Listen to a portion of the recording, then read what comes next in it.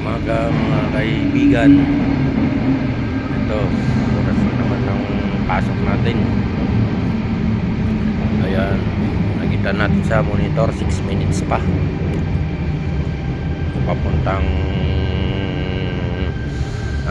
Karingba. Ayan,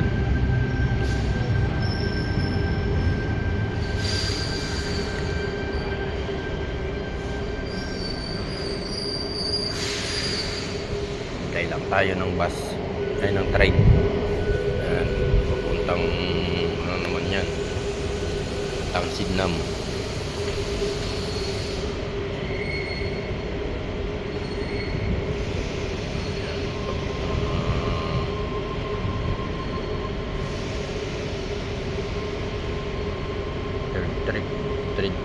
Third trip yata yung nasasakyan ko kasi lumipat na tayo ng bahay, kaya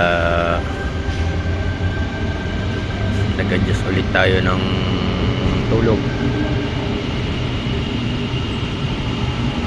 tsaka gising tayo ng 4:40 ulit sa dati natin tirahan. 4:40. Tapos yung layo ng bahay ko rito lang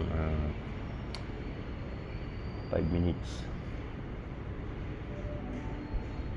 walking distance lang dito sa train station. Ayan, madami na yung mga tao.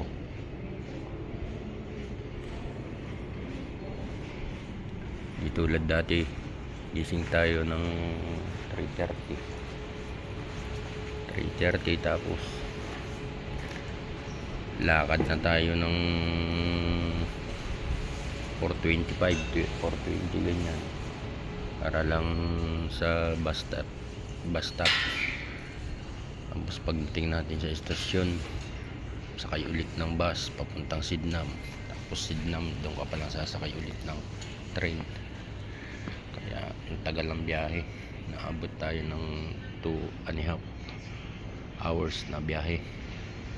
Kaya ngayon medyo maluwag-luwag na ang pakiramdam natin ngayon. Medyo nakakabawi-bawi na sa pagod at puyat.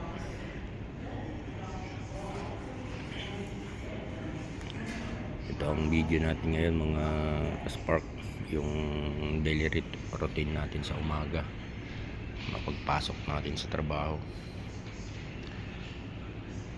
Kaya tiyaga lang talaga.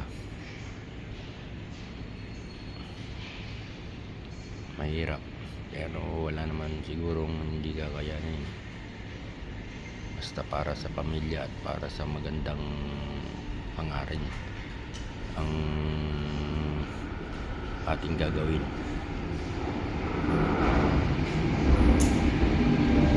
Parating naman, ewan ko kung sa yan, platform.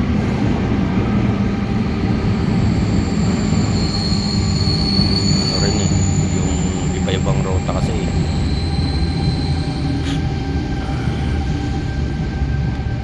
Dito sa tinitirahan ko ngayon, Sydney to. Dati nasa New South Wales tayo. Sydney na tayo.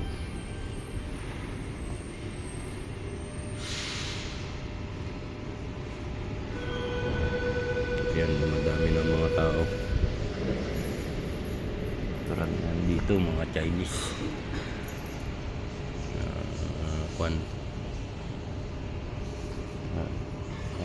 2 minutes pa yung ating sasakyan. Ayan, yung monitor.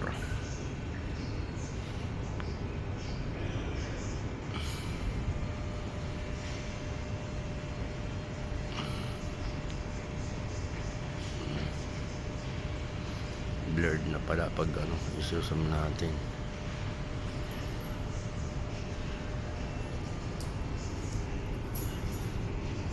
Then natin itong, ayan, 1 minute pa.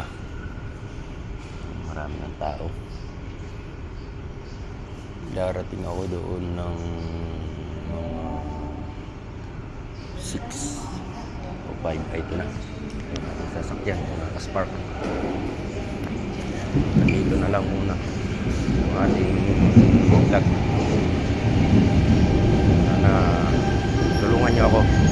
Tulungan din ako ng may kapal na may mahirap, may masarap. Kailangan pagdaan ng lahat yan.